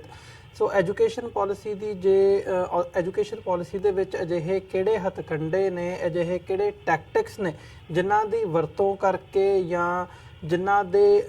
ਵਰਤੋਂ ਦੇ ਨਾਲ ਜਿਹੜਾ ਇਹ ਬ੍ਰੇਨ ਵਾਸ਼ਿੰਗ ਹੈ ਉਹ ਕੀਤੀ ਜਾਂਦੀ ਹੈ, ਜਾਂ ਆਪਣਿਆਂ ਨੂੰ ਹੀ ਆਪਣਿਆਂ ਦੇ ਜਿਹੜਾ ਖਿਲਾਫ ਹੈ ਉਹ ਖੜਾ ਕੀਤਾ ਜਾਂਦਾ, ਉਹ ਕਿਹੜੇ ਟੈਕਟਿਕਸ ਨੇ, ਕੀ ਹੱਥਕੰਡੇ ਨੇ ਉਹ? ਦੇਖੋ, ਮੰਨ ਲਓ ਕਿਸੇ ਸਕੂਲ ਦਾ ਨਾਮ ਗੁਰੂ ਗੋਬਿੰਦ ਸਿੰਘ ਮਾਡਲ ਸਕੂਲ ਆ, ਉੱਥੇ ਜਿਹੜਾ ਟੀਚਰ ਵਾ ਜਾਂ ਪ੍ਰਿੰਸੀਪਲ ਵਾ ਉਹ ਅੰਮ੍ਰਿਤਧਾਰੀ ਗੁਰਸਿੱਖ ਬੈਠਾ, ਜਿਹੜੀ ਮੈਡਮ ਆ ਜਾਂ ਜਿਹੜਾ ਟੀਚਰ ਪੜਾਉਂਦਾ ਉਹ ਵੀ ਸਿੱਖਾਂ ਦਾ ਬੱਚਾ ਅੰਮ੍ਰਿਤਧਾਰੀ ਹੋ ਸਕਦਾ ਜਾਂ ਚਲੋ ਸਾਬਤ ਸੂਰਤ ਆ ਜੀ। ਤੇ ਜਿਹੜੇ ਪਰਿਵਾਰ ਦਾ ਬੱਚਾ ਉੱਥੇ ਪੜ੍ਹਨ ਆਇਆ ਉਹ ਬੜਾ ਗੁਰਸਿੱਖ ਆ, ਪਿਓ ਸ਼੍ਰੋਮਣੀ ਕਮੇਟੀ ਦਾ ਮੈਂਬਰ ਵੀ ਹੋ ਸਕਦਾ ਜਾਂ ਕਿਸੇ ਹੋਰ ਸਿੱਖ ਧਾਰਮਿਕ ਜਾਂ ਜਿਹੜੀ ਪੰਥਕ ਸਰਗਰਮੀਆਂ 'ਚ ਹਿੱਸਾ ਲੈਣ ਵਾਲਾ ਹੋ ਸਕਦਾ। ਉਹਨਾਂ ਦਾ ਨਿੱਕਾ ਜਿਹਾ ਮਾਸੂਮ ਬੱਚਾ ਮੰਨ ਲਓ ਉਹ ਇਹਦੇ ਸਕੂਲ ਵਿੱਚ ਲੱਗਦਾ ਵੀ ਗੁਰੂ ਗੋਬਿੰਦ ਸਿੰਘ ਜੀ ਦੇ ਨਾਂ ਤੇ ਸਕੂਲ ਖੁੱਲਿਆ ਹੋਇਆ, ਪ੍ਰਿੰਸੀਪਲ ਬੜਾ ਅੰਮ੍ਰਿਤਧਾਰੀ ਆ, ਟੀਚਰ ਬੜੇ ਵਧੀਆ ਨੇ। ਹੁਣ ਇਹੋ ਜਿਹੇ ਸਕੂਲ ਦੇ ਵਿੱਚ ਜਿਹੜਾ ਸਿਲੇਬਸ ਕਿਤੋਂ ਹੋਰ ਨਿਰਧਾਰਿਤ ਹੁੰਦਾ, ਉਹ ਪ੍ਰਿੰਸੀਪਲ ਨਹੀਂ ਨਿਰਧਾਰਿਤ ਕਰਦਾ, ਉਹ ਟੀਚਰ ਨਹੀਂ ਨਿਰਧਾਰਿਤ ਕਰਦਾ, ਉਹਨਾਂ ਨੂੰ ਤਾਂ ਸਿਰਫ ਪੜ੍ਹਾਉਣਾ ਪੈਂਦਾ, ਕਿਉਂਕਿ ਉਹ ਪੇਪਰ ਦੇ ਕੇ ਹੀ ਉਸ ਬੱਚੇ ਨੂੰ ਪਾਸ ਹੋਣਾ ਪੈਂਦਾ ਜਿਹੜਾ ਉੱਥੇ ਲਿਖਿਆ ਹੁੰਦਾ ਜੀ। ਤਾਂ ਉਹਦੇ ਵਿੱਚ ਕੀ ਆ ਕਿ ਨਿਆਣੇ ਨੂੰ ਨਿੱਕੀ ਉਮਰ ਤੋਂ ਹੀ ਉਹਦਾ ਜਿਹੜਾ ਹੈਗਾ ਉਹਨੂੰ ਇਸ ਤਰੀਕੇ ਨਾਲ ਪਿਆਰ ਕੀਤਾ ਜਾਂਦਾ, ਉਹਦੇ ਮਨ ਵਿੱਚ ਬੜੀ ਸਹਿਜ ਦੇ ਨਾਲ, ਬੜਾ ਉਹਨੂੰ ਤਰੀਕੇ ਦੇ ਨਾਲ, ਜਿਵੇਂ ਆਪਾਂ ਦੇਖਦੇ ਹਾਂ ਨਾ ਵੀ ਆਪਾਂ 2.5 ਘੰਟੇ ਦੀ ਫਿਲਮ ਦੇਖਣ ਲੱਗਦੇ ਹਾਂ, ਤਾਂ ਫਿਲਮ ਦੇਖਦੇ ਜਦੋਂ ਡਾਇਰੈਕਟਰ ਚਾਹੁੰਦਾ ਕਿ ਅਸੀਂ ਹੱਸ ਪਈਏ ਅਸੀਂ ਹੱਸ ਪੈਂਦੇ ਹਾਂ, ਜਦੋਂ ਅਸੀਂ ਡਾਇਰੈਕਟਰ ਚਾਹੁੰਦਾ ਫਿਲਮ ਦੇਖਦੇ ਦੇਖਣ ਵਾਲੇ ਰੋ ਪੈਣ ਆਪਾਂ ਰੋ ਪੈਂਦੇ ਹਾਂ। ਜੇ 2.5 ਘੰਟੇ ਦੀ ਫਿਲਮ ਸਾਡੇ ਤੇ ਅਸਰ ਪਾ ਸਕਦੀ ਆ, ਤਾਂ ਇੱਕ ਬੱਚਾ ਜਿਹੜਾ ਬਚਪਨ ਤੋਂ 3-4 ਸਾਲ ਤੋਂ ਅਸੀਂ ਉਹਨਾਂ ਦੇ ਹਵਾਲੇ ਕਰ ਦਿੰਦੇ ਆ, ਤੇ ਜਦੋਂ ਉਹ BA MA ਜਾਂ PhD ਤੱਕ ਜਦੋਂ ਪਹੁੰਚਦਾ ਜਿਹੜੀ ਉਹ ਪੜ੍ਹਾਈ ਕਰਦਾ, ਉਹ ਸਾਰੇ ਸਮੇਂ ਦੌਰਾਨ 10-15 ਸਾਲ ਦੇ ਵਿੱਚ ਉਹਨੂੰ ਕੀ ਬਣਾ ਦੇਣਗੇ ਉਹ ਉਹਨਾਂ ਦੇ ਹੱਥ 'ਚ, ਜਦੋਂ ਜਿਵੇਂ ਉਹ ਚਾਹਣਗੇ ਉਵੇਂ ਉਹ ਤੋਂ ਬੁਲਵਾ ਲੈਣਗੇ। ਤਾਂ ਉਹਨਾਂ ਦੇ ਮਨਾਂ ਦੇ ਵਿੱਚ ਆਮ ਤੌਰ ਦੇ ਉੱਤੇ ਜਿਹੜੇ ਇਤਿਹਾਸ ਨਾਲ ਤੇ ਫਲਸਫੇ ਨਾਲ ਸੰਬੰਧਿਤ ਵਿਸ਼ੇ ਨੇ ਜੀ ਇਹ ਉੱਥੇ ਜਾ ਕੇ ਸੱਟ ਮਾਰੀ ਜਾਂਦੀ ਹੈ। ਹੁਣੇ ਹੀ ਸਾਡੇ ਇੱਥੇ ਇੱਕ ਸਮੱਸਿਆ ਤਰਨਤਾਰਨ ਦੇ ਇਲਾਕੇ 'ਚ ਆਈ ਆ, 2 ਮਹੀਨੇ ਪਹਿਲਾਂ ਉਹਦੀਆਂ ਵੀਡੀਓ ਸੋਸ਼ਲ ਮੀਡੀਆ ਤੇ ਬਹੁਤ ਘੁੰਮੀਆਂ ਸੀਗੀਆਂ ਤੇ ਇੱਕ ਏਕਲ ਕੋਈ ਕਰਕੇ ਉਹਨਾਂ ਦੀ RSS ਦਾ ਸੀਗਾ, ਏਕਲ ਬਦਿਆ ਲਿਆ ਪਤਾ ਨਹੀਂ ਜੀ। ਪਿੰਡਾਂ ਦੇ ਵਿੱਚ ਉਹਨਾਂ ਨੇ ਸਿੱਖਾਂ ਦੇ ਹੀ ਬੱਚੇ, ਸਿੱਖਾਂ ਦੀਆਂ ਕੁੜੀਆਂ 2-3 ਹਜ਼ਾਰ ਰੁਪਏ ਤੇ ਵਿਚਾਰੀਆਂ ਨੂੰ ਉਹਨਾਂ ਨੂੰ ਕਹਿਤਾ ਵੀ ਤੁਸੀਂ ਇਹਨਾਂ ਦੀ ਪਿੰਡ ਦੇ ਆਪਦੇ ਨਿਆਣਿਆਂ ਨੂੰ ਨਾ ਇਕੱਠੇ ਕਰਕੇ ਟਿਊਸ਼ਨ ਪੜ੍ਹਾਇਆ ਕਰੋ। ਔਰ ਕਿੰਨੀ ਵਧੀਆ ਦੇਖਣ ਨੂੰ ਗੱਲ ਲੱਗਦੀ ਆ ਵੀ ਲਓ ਜੀ ਗਰੀਬ ਬੱਚਿਆਂ ਨੂੰ ਟਿਊਸ਼ਨ ਪੜ੍ਹਾਉਣ ਲਈ ਪਿੰਡ ਦੀਆਂ ਹੀ ਕੁੜੀਆਂ ਨੂੰ ਉਹਨਾਂ ਨੇ ਲਾ ਦਿੱਤਾ ਤੇ ਉਹਨਾਂ ਕੁੜੀਆਂ ਨੂੰ ਕਹਿਤਾ ਵੀ ਆਹ ਤੁਸੀਂ ਇੱਕ ਕਿਤਾਬ ਸਾਡੇ ਵਾਲੀ ਨਾਲ ਪੜ੍ਹਾ ਦਿਆ ਕਰੋ ਜਿਹੜੀ ਨੈਤਿਕ ਸਿੱਖਿਆ ਦੀ ਕਿਤਾਬ ਆ। ਅਸਲ ਵਿੱਚ ਉਹ ਨੈਤਿਕ ਸਿੱਖਿਆ ਨਹੀਂ, ਉਹ ਸਿੱਖਾਂ ਦੇ ਬੱਚਿਆਂ ਕੋਲੋਂ ਸਿੱਖੀ ਖੋਹ ਕੇ ਹੌਲੀ ਹੌਲੀ ਉਹਦੇ 'ਚ ਹਿੰਦੂਇਜ਼ਮ ਜਿਹੜਾ ਇੰਜੈਕਟ ਕਰਨ ਦਾ ਏਜੰਡਾ ਸੀਗਾ। ਇਵੇਂ ਦੀ ਹੀ ਜਿਹੜੇ ਆਹ ਖਾਲਸਾ ਇੱਕ ਇੱਥੇ ਜਗਮੋਹਨ ਕੌੜਾ ਨਾਂ ਦਾ ਵੀਰੇ ਫਰੀਦਕੋਟ ਏਰੀਏ ਦਾ ਬੰਦਾ ਹੋਇਆ 1999 ਮੌਕੇ ਉਹ ਕਲਪ ਕੇ ਮਾਰ ਗਿਆ ਪੰਥ ਕੋਲੇ, ਸਾਰੇ ਸਾਡੇ ਜਥੇਦਾਰਾਂ ਕੋਲੇ, ਮਹਿਤਾ ਚੌਂਕ ਬਰਜਿੰਦਰ ਸਿੰਘ ਹਮਦਰਦ ਕੋਲੇ ਤੇ ਹੋਰ ਜਿਹੜੀਆਂ ਵੀ ਉਸ ਟਾਈਮ ਰੈਲੇਵੈਂਟ ਪੋਜੀਸ਼ਨਾਂ ਤੇ ਬੈਠੇ ਸੀ ਲੋਕ, ਉਹ ਸਾਰਿਆਂ ਕੋਲੇ ਜਾ ਕੇ ਕਲਪਦਾ ਰਿਹਾ ਕਿ RSS ਨੇ ਅਗਲੇ ਸਾਲਾਂ 'ਚ ਆਹ ਭਾਈ ਕੁਛ ਕਰਨਾ, ਪਰ ਆਪਣੀ ਕੌਮ ਨੇ ਉਦੋਂ ਸੁਣਿਆ ਨਹੀਂ। ਅੱਜ ਵੀ ਆ ਪਿਛਲੇ 30-35 ਸਾਲ ਤੋਂ ਤਾਂ ਸਾਨੂੰ ਤਾਂ 15 ਸਾਲ ਤੋਂ ਤਾਂ ਮੈਂ 2000 ਸਨ ਤੋਂ 1999 ਤੋਂ ਮੈਂ ਦਵਾਈ ਦਿੰਦਾ ਰਿਹਾ ਕਿ ਸਕੂਲਾਂ ਦੀਆਂ ਕਿਤਾਬਾਂ ਦੇ ਵਿੱਚ ਬਹੁਤ ਜ਼ਿਆਦਾ ਭੈੜੀਆਂ ਤੇ ਭੱਦੀਆਂ ਗੱਲਾਂ ਲਿਖੀਆਂ ਹੋਈਆਂ ਨੇ। ਕਲਾਸ 2 ਦੀ ਕਿਤਾਬ ਹਿਸਟਰੀ ਆਫ ਪੰਜਾਬ ਆ ਜਿਹੜੀ, ਉਹ 97-98 'ਚ, ਕਿਉਂਕਿ ਜਦੋਂ ਅਸੀਂ ਪੜ੍ਹਦੇ ਹੁੰਦੇ ਆ ਆਪ ਉਦੋਂ ਤਾਂ ਆਪਾਂ ਬਾਜ਼ਾਰ 'ਚ ਹੁੰਦੇ ਆ, ਉਦੋਂ ਸਮਝ ਉਹੋ ਜਿਹੀ ਨਹੀਂ ਹੁੰਦੀ। ਪਰ ਜਦੋਂ ਵੱਡੀ ਥੋੜ੍ਹੀ ਜਿਹੀ ਅਵਸਥਾ ਉਮਰ ਦੀ ਹੋ ਜਾਂਦੀ ਆ, ਜਦੋਂ ਮੈਂ 97-98 'ਚੋਂ ਕਿਤਾਬਾਂ ਦੇਖੀਆਂ ਤਾਂ ਉਹਦੇ ਵਿੱਚ ਸਿੱਖ ਧਰਮ ਪਹਿਲਾਂ ਤਾਂ ਬੰਦਾ ਖੁਸ਼ ਬੜਾ ਹੁੰਦਾ। ਲਓ ਜੀ 12ਵੀਂ ਦੀ ਕਿਤਾਬ ਦੇ ਵਿੱਚ ਸਾਰਾ ਸਿੱਖ ਇਤਿਹਾਸ ਲਿਖਿਆ ਗੁਰੂ ਨਾਨਕ ਸਾਹਿਬ ਜੀ ਦਾ ਤੋਂ ਲੈ ਕੇ 10ਵੇਂ ਪਾਤਸ਼ਾਹ ਤੱਕ। ਪਰ ਜਦੋਂ ਬੰਦਾ ਪੜ੍ਹਦਾ ਤੇ ਪੜ੍ਹ ਕੇ ਕੰਧਾਂ 'ਚ ਟੱਕਰਾਂ ਮਾਰਨ ਵਾਲਾ ਹੋ ਜਾਂਦਾ। 12ਵੀਂ ਦੀ ਕਿਤਾਬ ਦੇ ਵਿੱਚ ਲਿਖਿਆ ਹੋਇਆ ਸਿੱਧ ਕਰੋ ਕਿ ਗੁਰੂ ਨਾਨਕ ਦੇਵ ਜੀ ਨੇ ਕੋਈ ਨਵਾਂ ਧਰਮ ਨਹੀਂ ਚਲਾਇਆ। ਜੀ ਇਸ ਸਵਾਲ ਦਾ ਜਵਾਬ ਜੇਕਰ ਮੇਰਾ ਹੀ ਸਗਾ ਭਰਾ, ਮੇਰੀ ਹੀ ਧੀ, ਮੇਰਾ ਹੀ ਭਰਾ ਬੱਚਾ ਦੇਣ ਜਾਵੇ, ਚਾਹੇ ਸਾਡੇ 'ਚ ਜਿੰਨੀ ਮਰਜ਼ੀ ਪੰਥ ਪ੍ਰਾਪਤੀ ਆ, ਉਹਨੂੰ ਲਿਖ ਕੇ ਤਾਂ ਇਹੀ ਦੇਣਾ ਪਊਗਾ ਨਾ, ਤਾਂ ਉਹਨੂੰ 20 ਨੰਬਰ ਹੋਣਗੇ ਜੇ ਉਹ ਲਿਖ ਕੇ ਦਊਗਾ ਕਿ ਸੋ ਸਿੱਧ ਹੁੰਦਾ ਹੈ ਕਿ ਗੁਰੂ ਨਾਨਕ ਦੇਵ ਜੀ ਨੇ ਕੋਈ ਨਵਾਂ ਧਰਮ ਨਹੀਂ ਚਲਾਇਆ। ਹੁਣ ਮੈਂ ਜਾਂ ਮੇਰੇ ਬੱਚੇ ਨੂੰ ਮੈਂ ਗੁਰਦੁਆਰੇ ਲੈ ਕੇ ਜਾਣਾ, ਮੈਂ ਉਹਨੂੰ ਕਿਸੇ ਅਕੈਡਮਿਕ ਹੋਰ ਥਾਂ ਤੇ ਲੈ ਕੇ ਜਾਣਾ, ਮੈਂ ਉਹਨੂੰ ਜਿੰਨਾ ਮਰਜ਼ੀ ਸਮਝਾਈ ਜਾਵਾਂ ਕਿ ਗੁਰੂ ਨਾਨਕ ਦੇਵ ਜੀ ਨੇ ਸਿੱਖ ਧਰਮ ਚਲਾਇਆ ਸੀ, ਉਹ ਪਹਿਲੇ ਇਸ ਧਰਮ ਦੇ ਸੰਚਾਲਕ ਨੇ, ਇੰਜਾ ਉਂਜਾ, ਪਰ ਉਹ 20 ਨੰਬਰ ਉਹਨੂੰ ਮਿਲੀ ਇਹ ਤੇ ਲਿਖ ਕੇ ਕਿ ਗੁਰੂ ਨਾਨਕ ਦੇਵ ਜੀ ਨੇ ਕੋਈ ਧਰਮ ਨਹੀਂ ਚਲਾਇਆ, ਤਾਂ ਉਹ ਮੇਰੀ ਗੱਲ ਸਾਡੇ ਸਾਰਿਆਂ ਦੀ ਗੱਲ ਕਿਉਂ ਮੰਨੂਗਾ? ਇੱਕ ਬੱਚਿਆਂ ਨੂੰ ਉਹਨਾਂ ਦੇ ਧਰਮ ਦੇ ਖਿਲਾਫ ਇਸ ਤਰੀਕੇ ਨਾਲ ਇਹੋ ਜਿਹੀਆਂ ਹਜ਼ਾਰਾਂ ਹੀ ਗੱਲਾਂ ਨੇ। ਉਹ ਕਿਤਾਬ ਸਾਰੀ ਜਿਹੜੀ ਹੈਗੀ ਆ ਉਹ ਪੂਰੇ 15-20 ਸਾਲ ਜਦੋਂ ਵੀ ਅਕਾਲੀਆਂ ਦਾ ਰਾਜ ਆਉਂਦਾ ਉਹੀ ਲੱਗਦੀ ਹੁੰਦੀ ਆ, ਉਹ ਲੱਗੀ ਰਹੀ ਆ। ਹੁਣ ਪਿਛਲੇ ਸਾਲ 6-7 ਮਹੀਨੇ ਹੋਏ ਉਦੋਂ ਉਸ ਕਿਤਾਬ ਦਾ ਖਿਲਾਰਾ ਪਿਆ, ਪਰ ਫਿਰ ਉਸ ਕਿਤਾਬ ਦੇ ਵਿੱਚ ਜਾਣਬੁੱਝ ਕੇ ਭੈੜੀਆਂ ਤੇ ਮਾੜੀਆਂ ਗੱਲਾਂ ਦੁਬਾਰਾ ਇੰਜੈਕਟ ਕੀਤੀਆਂ ਗਈਆਂ। ਉਹ ਇੱਕ ਕਿਤਾਬ ਦਾ ਨਹੀਂ, ਉਹ ਤਾਂ ਪਹਿਲੀ ਤੋਂ ਜਿਹੜੀਆਂ ਜਦੋਂ ਤੋਂ ਬੱਚੇ ਨੂੰ ਸਕੂਲ 'ਚ ਲਾਉਂਦੇ ਆ ਉਦੋਂ ਤੋਂ ਲੈ ਕੇ ਹੁਣ ਤੱਕ ਦੀਆਂ ਸਾਰੀਆਂ ਜਿਹੜੀਆਂ ਵਿਦਿਅਕ ਕਿਤਾਬਾਂ ਨੇ, ਜਦੋਂ ਉਹ ਪੜ੍ਹ ਕੇ ਕੋਈ ਆਜ਼ਾਦ ਮਾਹੌਲ 'ਚ, ਇਹ ਵੀ ਭਾਰਤ ਵਿੱਚ ਰਹਿ ਕੇ ਕੋਈ ਆਜ਼ਾਦ ਮਾਹੌਲ 'ਚ ਬਹਿ ਕੇ ਸਾਰੀ ਜਿਹੜੀ ਐਜੂਕੇਸ਼ਨ ਪੰਜਾਬ ਦੇ ਬੱਚਿਆਂ ਨੂੰ ਦਿੱਤੀ ਜਾ ਰਹੀ ਆ, ਜੇ ਉਹਨੂੰ ਦੇਖੇ ਤਾਂ ਬੰਦਾ ਉਹ ਖੁਦ ਹੀ ਸਮਝ ਲਊਗਾ ਕਿ ਕਿਵੇਂ ਸਿੱਖਾਂ ਦੇ ਨਿਆਣਿਆਂ ਦਾ ਭਾਗਮਾਕਰਨ ਹੋ ਰਿਹਾ, ਕਿਵੇਂ ਉਹਨਾਂ ਨੂੰ ਸਿੱਖੀ ਦੇ ਖਿਲਾਫ ਉਹਨਾਂ ਦੇ ਮਾਈਂਡਸੈਟ ਤਿਆਰ ਕੀਤੇ ਜਾ ਰਹੇ ਨੇ। ਇਹ ਜਿਹੜੇ ਬੱਚੇ ਨੇ ਇਹ ਪੰਥਕ ਸਿੱਖਾਂ ਨੂੰ ਆਪਣੇ ਦੁਸ਼ਮਣ ਹੀ ਮੰਨਣਗੇ ਜਦੋਂ ਵੱਡੇ ਹੋਣਗੇ। ਇਹ ਹਰ ਉਸ ਬੰਦੇ ਦੇ ਵੈਰੀ ਹੋਣਗੇ ਜਿਹੜਾ ਸਿੱਖੀ ਦੀ ਚੜ੍ਹਦੀ ਕਲਾ ਰੋਚਦਾ ਹੋਏਗਾ। ਇਹਨਾਂ ਨੂੰ ਉਹ ਸਾਰਾ ਕੁਝ ਵਧੀਆ ਲੱਗੂਗਾ ਜਿਹੜਾ ਕੁਝ ਇਹਨਾਂ ਨੇ ਕਿਤਾਬਾਂ 'ਚੋਂ ਪੜ੍ਹਿਆ ਵੀ ਆਹ ਚੀਜ਼ ਸਹੀ ਹੈ। ਤੇ ਇਸ ਗੱਲ ਦਾ ਤੁਸੀਂ ਆਹ ਸੋਸ਼ਲ ਮੀਡੀਆ ਉੱਤੇ ਜਿਹੜੇ ਅੱਜ ਕੱਲ੍ਹ ਸਿੱਖ ਬਹੁਤ ਸਾਰੇ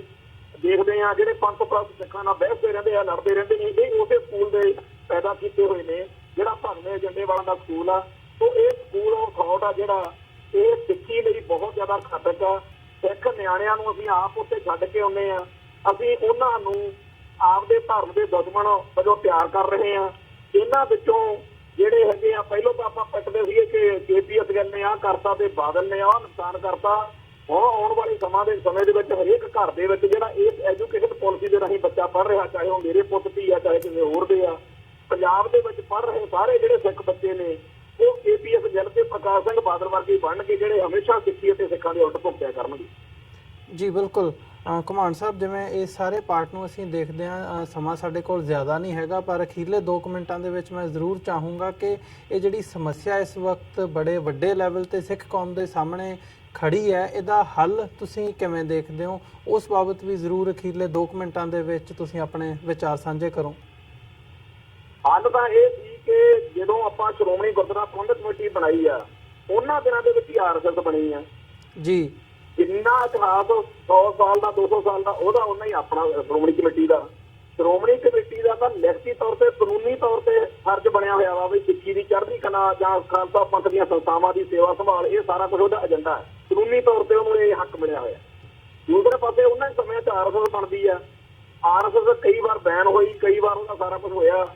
RSS ਨੇ ਆਪਦੇ ਏਜੰਡੇ ਨੂੰ ਲਾਗੂ ਕਰਾਉਣ ਦੇ ਵਿੱਚ ਤਾਂ ਹਰ ਤਰੀਕੇ ਨਾਲ ਉਹਨਾਂ ਨੇ ਆਪਦਾ ਕਰ ਲਿਆ। ਬੇਸ਼ੱਕ ਦੀ ਉਹ ਸੱਤਾ 'ਚ ਉਹਨਾਂ ਦੀ ਜਿਹੜੀ ਆਪਦੀ ਬਣਾਈ ਹੋਈ ਜਮਾਤ ਆ ਉਹ ਬਾਅਦ 'ਚ ਆਈ ਆ, ਪਰ ਉਹਨਾਂ ਨੇ ਨਰਮ ਹਿੰਦੂਤਾ ਵਾਲੀ ਜਮਾਤ ਕਾਂਗਰਸ ਰਾਹੀਂ ਆਪਦਾ ਏਜੰਡਾ ਲਾਗੂ ਰੱਖਿਆ ਹੁਣ ਤੱਕ, ਤੇ ਹੁਣ ਤਾਂ ਉਹ ਇਸ ਟਾਈਮ ਤਾਂ ਵੱਡੇ ਬੰਦੇ 'ਚ ਹੈ ਜੀ। ਪਰ ਜਿਹੜੀ ਸ਼੍ਰੋਮਣੀ ਗੁਰਦੁਆਰਾ ਪ੍ਰਬੰਧਕ ਕਮੇਟੀ ਸਾਡੀ ਸੰਸਥਾ, ਜੇ ਇਹਦੇ ਸਰਮਾਏ ਦਾ ਅਸਲੀ ਸਹੀ ਅਰਥਾਂ ਵਿੱਚ ਯੂਟੀਲਾਈਜ਼ ਕਰਨਾ ਤਾਂ ਸਿੱਖ ਸਕੂਲ ਆਫ ਥਾਟ ਇਹਨਾਂ ਨੇ ਦੇਣਾ ਸੀ। ਇਹਨਾਂ ਨੇ ਪੈਰਲਲ ਗੁਰਦੁਆਰਿਆਂ ਦੇ ਵਿੱਚ, ਹੁਣ ਜਿਵੇਂ ਕੈਨੇਡਾ ਅਮਰੀਕਾ ਦੇ ਵਿੱਚ ਆਪਣੇ ਜਿਹੜੇ ਬੱਚੇ ਆਪਣੇ ਪਰਿਵਾਰ ਗਏ ਨੇ, ਉੱਥੋਂ ਦੇ ਐਜੂਕੇਸ਼ਨ ਸਿਸਟਮ ਦੇ ਵਿੱਚੋਂ ਜਦੋਂ ਉਹਨਾਂ ਨੂੰ ਲੱਗਿਆ ਕਿ ਸਾਡੇ ਬੱਚਿਆਂ ਨੂੰ ਜੋ ਕੁਝ ਇਸ ਸਿਸਟਮ ਨੇ ਪੜ੍ਹਾਉਣਾ ਉਹ ਆਪਦੀ ਥਾਂ ਤੇ ਆ, ਪਰ ਸਾਨੂੰ ਆਪਦੇ ਨਿਆਣਿਆਂ ਦੇ ਲਈ ਬਹੁਤ ਸਾਰੇ ਮੁਲਕਾਂ 'ਚ ਇਹ ਕੰਮ ਚੱਲਿਆ ਕਿ ਜਦੋਂ ਉੱਥੋਂ ਦੇ ਕੈਨੇਡਾ ਅਮਰੀਕਾ ਦੀ ਗੱਲ ਹੀ ਨਹੀਂ ਕਰਦੇ, ਹੋਰ ਵੀ ਜਿਹੜੇ ਯੂਰਪੀਅਨ ਮੁਲਕ ਨੇ ਜਾਂ ਹੋਰ ਨੇ ਜੀ, ਉੱਥੇ ਗਏ ਸਿੱਖ ਮਾਪਿਆਂ ਨੂੰ ਜਦੋਂ ਲੱਗਿਆ ਕਿ ਸਾਡੇ ਬੱਚੇ ਸਿੱਖੀ ਤੋਂ ਟੁੱਟ ਜਾਣਗੇ, ਪੰਜਾਬੀ ਗੁਰਮੁਖੀ ਤੋਂ ਟੁੱਟ ਜਾਣਗੇ, ਤਾਂ ਉਹਨਾਂ ਨੇ ਗੁਰਦੁਆਰਿਆਂ ਦੇ ਵਿੱਚ ਕਲਾਸਾਂ ਲਵਾ ਕੇ ਉੱਥੇ ਸ਼ੁਰੂ ਕਰਵਾਇਆ ਕਿ ਪੰਜਾਬੀ ਨਾਲ ਜੋੜਨੇ ਆ ਤੇ ਸਿੱਖੀ ਨਾਲ ਜੋੜਨੇ। ਤੇ ਜੇਕਰ ਭਾਰਤੀ ਹਕੂਮਤੀ ਸਿਸਟਮ ਸਿੱਖ ਬੱਚਿਆਂ ਦਾ ਹਿੰਦੂਕਰਨ ਕਰਨ ਦੇ ਲਈ ਯਤਨਸ਼ੀਲ ਆ, ਜੇ ਉਹ ਇਹਨਾਂ ਸਕੂਲਾਂ ਦੇ ਸਿਲੇਬਸ ਦੇ ਵਿੱਚ ਸਾਡੀ ਸਿੱਖੀ ਨੂੰ ਮਨਫੀ ਕਰਨ ਦੇ ਲਈ ਯਤਨਸ਼ੀਲ ਆ ਤੇ ਪੰਥ ਪ੍ਰਾਸਤੀ ਵਾਲੀ ਗੱਲ ਨੂੰ ਨਹੀਂ ਚੱਲਣ ਦੇਵੇਗਾ, ਤਾਂ ਕੀ ਸ਼੍ਰੋਮਣੀ ਗੁਰਦੁਆਰਾ ਪ੍ਰਬੰਧਕ ਕਮੇਟੀ ਇੰਨਾ ਨਹੀਂ ਕਰ ਸਕਦੀ ਕਿ ਪੰਜਾਬ ਦੇ ਹਰ ਪਿੰਡ ਦੇ ਵਿੱਚ ਗੁਰਦੁਆਰਾ, ਉਸ ਗੁਰਦੁਆਰੇ ਦੇ ਵਿੱਚ ਇੱਕ ਟੀਚਰ ਦੀ ਪੂਰੀ ਤਨਖਾਹ ਤੇ ਇੱਕ ਸਿਲੇਬਸ ਤਿਆਰ ਕਰਕੇ ਬਰਾਬਰ ਖੜਾ ਕਰ ਦੇਵੇ, ਜਿਹੜੀ ਨਾਲ ਦੀ ਨਾਲ ਸਿੱਖ ਬੱਚਿਆਂ ਨੂੰ ਸੱਚੀ ਸੁੱਚੀ ਸਿੱਖੀ ਵੀ ਨਾਲ ਦੀ ਨਾਲ ਹੀ ਦੱਸਦੀ ਰਹੇ। ਜਦੋਂ ਉਹ ਬੱਚਾ ਅੱਜ ਪੋਜੀਸ਼ਨ ਕੀ ਆ, ਅੱਜ ਉਸ ਸਿਸਟਮ ਦੇ ਵਿੱਚੋਂ, ਉਸ ਐਜੂਕੇਸ਼ਨ ਸਿਸਟਮ ਦੇ ਵਿੱਚੋਂ ਨਿਕਲਿਆ ਹੈ ਬੱਚਾ 100% ਸਿੱਖੀ ਦੇ ਉਲਟ ਖੜਾ ਹੋਊਗਾ। ਪਰ ਜਦੋਂ ਬਰਾਬਰ ਉਹਦੇ ਸਕੂਲ ਚੱਲਦੇ ਹੋਣਗੇ ਤਾਂ ਕੀ ਹੋਊਗਾ ਵੀ ਉਹ ਬੱਚਾ ਜਦੋਂ 20-25 ਸਾਲ ਦਾ ਹੋਊਗਾ, ਉਹਨੂੰ ਇਸ ਗੱਲ ਦਾ ਪਤਾ ਹੋਊਗਾ ਕਿ ਅਗਲੀ ਗੱਲ ਉਹ ਆ ਜਿਹੜੀ ਮੈਨੂੰ ਸਾਡੇ ਪਿੰਡ ਦੇ ਗੁਰਦੁਆਰਾ ਸਾਹਿਬ ਦੇ ਵਿੱਚ ਲੱਗੇ ਹੋਏ ਸਕੂਲ ਚੋਂ ਮਿਲੀ ਆ, ਤੇ ਨਾਲ ਦੀ ਨਾਲ ਉਹ ਇਹ ਪਤਾ ਲੱਗੂਗਾ ਵੀ ਕਿੰਨੇ ਖਤਰਨਾਕ ਨੇ ਉਹ ਹਿੰਦੂ ਕੱਟੜਵਾਦੀ ਜਿਹੜੇ ਸਕੂਲੀ ਸਿਸਟਮ ਦੇ ਰਾਹੀਂ ਮੈਨੂੰ ਧਰਮ ਤੋਂ ਮੇਰੇ ਤੋਂ ਡੇਗਣਾ ਚਾਹੁੰਦੇ ਸੀ, ਪਰ ਮੈਂ ਬਚ ਗਿਆ ਕਿਉਂਕਿ ਸਾਡੀ ਕੌਮ ਨੇ ਬਹੁਤ ਵਧੀਆ ਇੱਕ ਨਾਲ ਦੀ ਨਾਲ ਪੈਰਲਲ ਸਿਸਟਮ ਦਿੱਤਾ ਹੋਇਆ ਸੀ। ਇਹ ਜਿਹੜੀ ਸਮੱਸਿਆ ਵਾ, ਇਹਦਾ ਹੱਲ ਪੈਰਲਲ ਸਕੂਲ ਜਿਹੜਾ ਹੈਗਾ ਸਕੂਲ ਆਫ ਥਾਟ ਆ ਉਹ ਚਲਾਉਣ ਦੀ ਲੋੜ ਆ, ਜਿਹੜਾ ਸਿੱਖ ਬੱਚਿਆਂ ਦਾ ਸਿੱਖੀਕਰਨ ਕਰੇ, ਕਿਉਂਕਿ ਸਿੱਖਾਂ ਦਾ ਭਾਗਵਾਕਰਨ ਕਰਨ ਵਾਲਿਆਂ ਨੇ ਕੋਈ ਸਪੇਸ ਨਹੀਂ ਦੇਣੀ। ਪਰ ਅਫਸੋਸ ਦੀ ਗੱਲ ਆ ਕਿ ਸ਼੍ਰੋਮਣੀ ਗੁਰਦੁਆਰਾ ਪ੍ਰਬੰਧਕ ਕਮੇਟੀ ਦਾ ਸਾਰਾ ਸਰਮਾਇਆ ਜਿਹੜਾ ਹੈ ਉਹਨੂੰ ਇਹਦੀ ਇੱਕ ਕੌਮਾਂ ਦੇ ਦੁਸ਼ਮਣ ਏਜੰਡਾ ਇਹਦਾ ਕਰਦੇ ਹੁੰਦੇ ਨੇ ਕਿ ਜਿਹੜੇ ਅੰਦਰ ਸਰਮਾਇਆ ਪੁੱਠੇ ਕੰਮਾਂ 'ਚ ਲਵਾ ਦਿਓ, ਤੋਂ ਆਪਣਾ ਸਾਰਾ ਸਰਮਾਇਆ ਜਿਹੜਾ ਹੈਗਾ ਉਹ ਗਲਤ ਹੱਥਾਂ ਵਿੱਚ ਗਲਤ ਤਰੀਕੇ ਨਾਲ ਖਰਚਾਉਣ ਦੇ ਜਿਹੜੇ ਯਤਨ ਨੇ ਉਹਨਾਂ ਦੇ ਤਹਿਤ ਭਗਵੇਂ ਏਜੰਡੇ ਵਾਲਿਆਂ ਦਾ ਪੂਰਾ ਇੱਥੇ ਚੱਲਦੀ ਆ। ਤੋਂ ਜਿੰਨਾ ਟਾਈਮ ਸ਼੍ਰੋਮਣੀ ਗੁਰਦੁਆਰਾ ਪ੍ਰਬੰਧਕ ਕਮੇਟੀ ਤੇ ਪੰਥ ਪ੍ਰਸਤ ਸੋਚ ਵਾਲੇ ਸਿੱਖਾਂ ਦਾ ਕਬਜ਼ਾ ਨਹੀਂ ਹੁੰਦਾ ਤੇ ਉਹ ਇਹਦੇ ਰਾਹੀਂ ਨਵੇਂ ਯਤਨ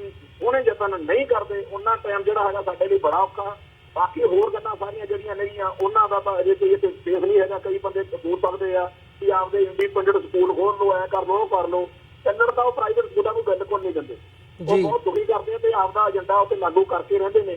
ਤੋਂ ਔਖ ਬੜੀ ਆ ਤੇ ਜਿਹੜੇ ਸਾਡੇ ਭੈਣ ਭਰਾ ਪਰਾਂ ਬੈਠੇ ਨੇ, ਜਿਹੜੇ ਪੰਥ ਪ੍ਰਾਸਤੀ ਦੀ ਭਾਵਨਾ ਰੱਖਦੇ ਆ ਤੇ ਪੰਜਾਬ ਵਿੱਚ ਚੱਲਦੇ ਗੁਰਸਿੱਖਾਂ ਦਾ ਸਾਥ ਸਹਿਯੋਗ ਦਿੰਦੇ ਆ, ਸਮੱਸਿਆ ਨੂੰ ਸਮਝਦੇ ਆ, ਉਹ ਤਾਂ ਬਹੁਤ ਵਧੀਆ ਤੇ ਠੀਕ ਮਤਲਬ ਚੱਲ ਰਿਹਾ ਉਹਨਾਂ ਦਾ। ਪਰ ਜਿਹੜੇ ਭੈਣ ਭਰਾ ਪਰਾਂ ਬੈਠੇ, ਦੂਰ ਬੈਠੇ, ਇਹ ਸਮਝਦੇ ਹੋਏ ਪੰਜਾਬ ਦੇ ਵਿੱਚ ਕੋਈ ਜਿਹੜੇ ਕੰਮ ਕਰ ਰਹੇ ਆ ਬੰਦੇ ਵੀ, ਇਹਨਾਂ ਦੀ ਕੋਈ ਗੱਲ ਹੀ ਨਹੀਂ, ਕੋਈ ਇਹ ਨਹੀਂ ਉਹ ਨਹੀਂ, ਉਹ ਇੱਥੇ ਆ ਕੇ ਦੇਖ ਲੈਣ ਕਿ ਕਿੰਨੀ ਔਖ ਆ। ਇੱਕ ਪਾਸੇ ਅਸੀਂ ਸਿਰਫ ਇਹ ਹੈਗਾ ਸਾਨੂੰ ਗੱਲ ਦੀ ਸਮਝ ਆ ਕਿ ਸਾਡਾ ਕਿਵੇਂ ਘਾਣ ਹੋ ਰਿਹਾ, ਦੂਸਰੇ ਪਾਸੇ ਸਾਡੀ ਵਾਹ ਕੋਈ ਨਹੀਂ ਚੱਲਦੀ, ਤੀਸਰੇ ਪਾਸੇ ਸਾਡੇ ਸਾਰੇ ਸਰਮਾਏ ਉੱਤੇ, ਸਾਡੇ ਸਾਰੇ ਸੰਸਥਾਵਾਂ ਦੇ ਉੱਤੇ ਪੰਥ ਦੁਖੀ ਤਾਕਤਾਂ ਦਾ ਕਰਜ਼ਾ ਇਹ ਕਲਪ ਕੇ ਰਹਿ ਗਏ ਜੀ। ਕਮਾਨ ਸਾਹਿਬ ਤੁਹਾਡਾ ਬਹੁਤ-ਬਹੁਤ ਧੰਨਵਾਦ। ਸਮਾਂ ਇਜਾਜ਼ਤ ਨਹੀਂ ਦਿੰਦਾ ਗੱਲਬਾਤ ਨੂੰ ਹੋਰ ਅੱਗੇ ਤੋਰੀਏ। ਅੱਜ ਦੇ ਸ਼ੋਅ ਦੇ ਵਿੱਚ ਇੱਥੇ ਹੀ ਇਜਾਜ਼ਤ ਚਾਹਾਂਗੇ ਜੀ। ਫਤਿਹ ਦੀ ਸਾਂਝ ਪਾਈਏ ਅੰਤ ਦੇ ਵਿੱਚ। ਵਾਹਿਗੁਰੂ ਜੀ ਕਾ ਖਾਲਸਾ, ਵਾਹਿਗੁਰੂ ਜੀ ਕੀ ਫਤਿਹ। ਵਿਊਜ਼, ਇੱਕ ਵੱਡਾ ਸਵਾਲ ਹੈ ਸਾਡੇ ਸਾਹਮਣੇ, ਜਿਹੜਾ ਇਸ਼ੂ ਅੱਜ ਅਸੀਂ ਵਿਚਾਰ ਚਰਚਾ ਦੇ ਅਧੀਨ ਲਿਆਂਦਾ ਕਿ ਜਿਹੜਾ ਇਹ ਸਿੱਖੀ ਦੇ ਉੱਤੇ ਹਮਲਾ ਹੈ ਜਾਂ ਐਜੂਕੇਸ਼ਨ ਨੀਤੀ ਦੇ ਤਹਿਤ ਜਿਹੜੀ ਭਗਵਾਂਕਰਨ ਕਰਨ ਦੀ ਨੀਤੀ ਹੈ, ਇਹ ਸਿੱਖ ਸਿਧਾਂਤਾਂ ਨੂੰ ਬੜੇ ਵੱਡੇ ਲੈਵਲ ਤੇ ਢਾਹ ਲਾ ਰਹੀ ਹੈ। ਸੋ ਉਮੀਦ ਕਰਦੇ ਹਾਂ ਅੱਜ ਦੀ ਇਹ ਸਾਡੀ ਗੱਲਬਾਤ ਤੁਹਾਨੂੰ ਜ਼ਰੂਰ ਪਸੰਦ ਆਈ ਹੋਵੇਗੀ। ਕੱਲ੍ਹ ਨੂੰ ਦੁਬਾਰਾ ਫਿਰ ਤੁਹਾਡੇ ਨਾਲ ਮੁਲਾਕਾਤ ਹੋਵੇਗੀ। ਤਦ ਤੱਕ ਲਈ ਇਜਾਜ਼ਤ ਦਿਓ ਜੀ। ਵਾਹਿਗੁਰੂ ਜੀ ਕਾ ਖਾਲਸਾ, ਵਾਹਿਗੁਰੂ ਜੀ ਕੀ ਫਤਿਹ।